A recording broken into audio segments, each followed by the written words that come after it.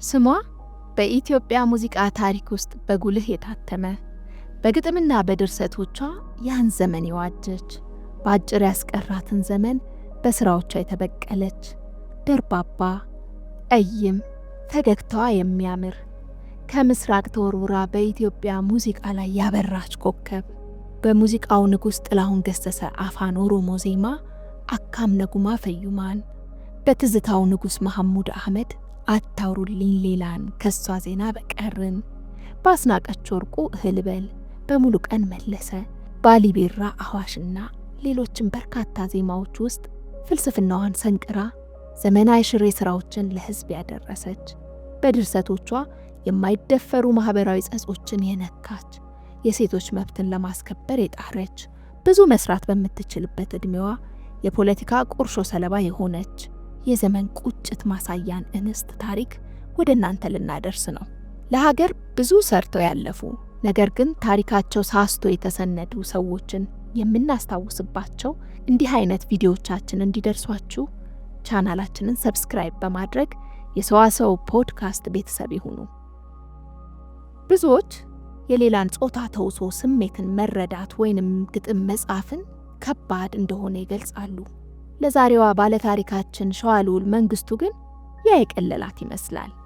ለበርካታ ወንድ ድምፃውያን የሰጠቻቸው ግጥሞች እንዴት አድርጋ በወንድ ጫማ ለመቆም ተቻላት ያሰኛል። በወቅቱ ወንዶች በከፍተኛ ሁኔታ ናኝተውበት የነበረውን የዘመናዊ ሙዚቃ ግጥሞችን መድረሷም ብዙዎችን ያስደምም ነበር። ለነገሩ ግብሯ ብቻ ሳይሆን ስሟም ቢሆን በአገራችን ተባዕት ጾታ ላይ የተለመደ በመሆኑ ብዙዎች ስሟን ለመጥራት ግራ ሲጋቡ ይስተዋላሉ። ለምለም ወረዳነሽ፣ እጅግ የተዋብሽ፣ ደስታን ምሰጪ ውዲቷ አንቺ ነሽ፣ ወደ ዓለም ስመጣ ጎትቶኝ ተፈጥሮ ምርር ብዬ አልቅሼ ሳስብ በአንክሮ፣ ምድርን ሰላም ስላት በደረቅ ለቅሶዬ አንቺን ነው ያየሁት ኤጀርሳ ጎሮዬ። ሸዋልዑል በ1937 ዓመተ ምህረት ወደዚህ ምድር ስትመጣ እትብቷ ለተቀበረባት የትውልድ መንደሯ መታሰቢያ እንዲሆን የቋጠረቻቸው ስንኞች ሲሆኑ በወቅቱም በሐረሩ የአንበሳ ኦርኬስትራ ዜማ ተሰርቶለት ለሕዝብ ደርሶ ነበር። የራሷን ግጥም ተውሰን ስለ ትውልዷ ይህን ካልን ወደ ስነ ጽሑፍ ሕይወቷ እንለፍ። የሸዋልዑል ጸሐፊ ነች፣ ያውም ገና በለጋነቷ ሕዝብ ዘንድ መድረስ የቻለች። ይነገር ጌታቸው በጠመንጃና ሙዚቃ መጽሐፉ የኢዮብ ትዕግስት የተሰኘው ስራዋ በ10 ዓመቷ እንደጻፈችውና በ19 ዓመቷ የተወሰነ ማሻሻያ አድርጋበት በኢትዮጵያ ራዲዮ መተላለፉን ይነግረናል። ሌላው ስራዋ እስከ መቼ ወንደላጤ የተሰኘውና በወቅቱ ማህበረሰቡ ሊነካው የማይደፍረውን ትዳርን፣ ፍቺንና ጾታዊ ግንኙነትን ዋና ጭብጧ አድርጋ ለንባብ ያበቃችው ድርሰቷ የጊዜው መነጋገሪያ ነበር። በሌላ በኩል ሸዋልዑል መንግስቱ በአገር አቀፍ ደረጃ መከበር ስለሚገባው የሴት ልጅ መብት ብዙ ጽፋለች፣ ብዙ ለፍፋለች። ይህም ብቻ አይደለም።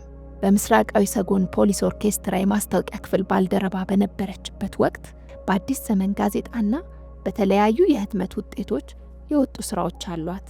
በኢትዮጵያ ሙዚቃ ታሪክ አበርክቷቸው የጎላ የሆኑትን የምስራቅ ኢትዮጵያ የሙዚቃ ሰዎች ታሪክ የተሰነደበትን ሙዚቃ በሐረር የተሰኘ መጽሔትም አዘጋጅታለች።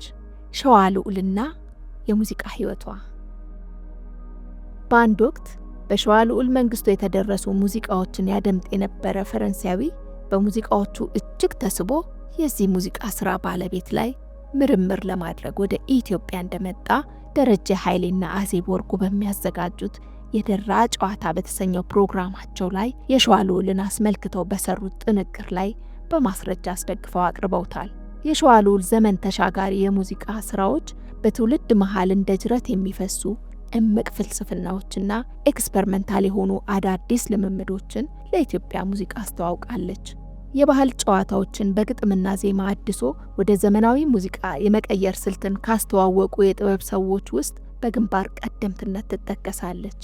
ለዚህም የመሐሙድ አህመድ አሆ ገዳማይ፣ አሸወይና፣ እንዴት ነው ገዳው፣ እረመላ የተሰኙ ስራዎች ማሳያዎች ናቸው። ይነገር ጌታቸው በጠመንጃና ሙዚቃ መጽሐፉ እነዚህ ስራዎች በከፊል የህዝባዊ ስነ ቃል መልክ ቢኖራቸውም ለሙዚቃችን ያላቸው አዲስነት ግን ከግል ፈጠራ ተዳቅለው ከመምጣታቸው ይመነጫል ይላል። ሌላው ሸዋልዑል እንደ ልብ የተራቀቀችበት ሙዚቃ ስልት ትዝታ ነው።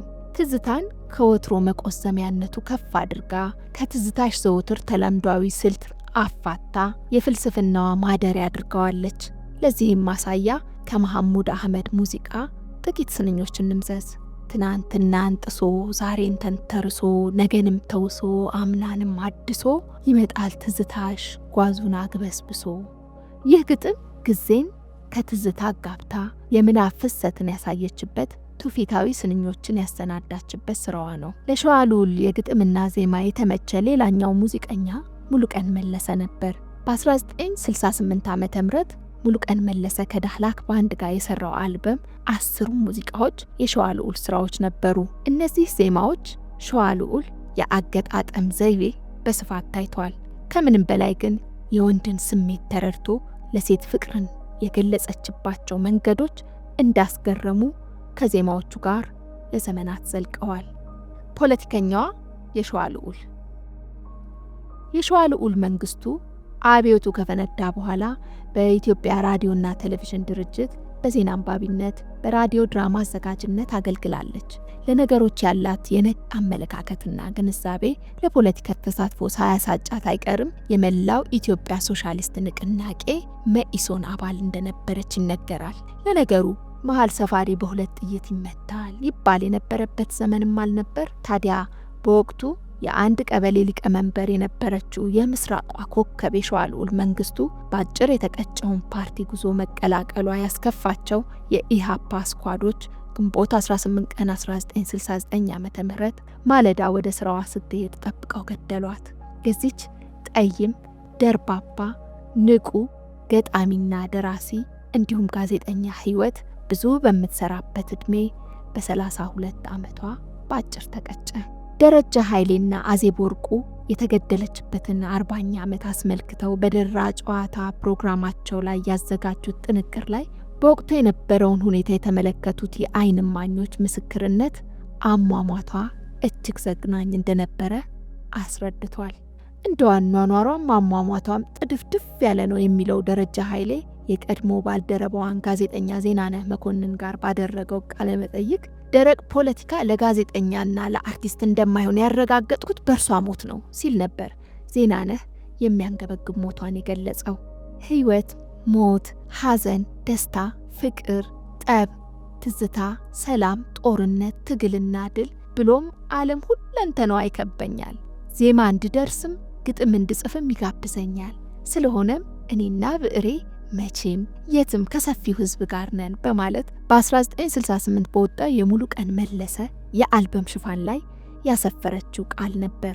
ታዲያ ይህን ያሰፈረችበት የብዕሯ ቀለም ሳይደርግ 5 ልጆቿን በትና በ32 ዓመቷ ከዚህ ዓለም በሞት ተለየች።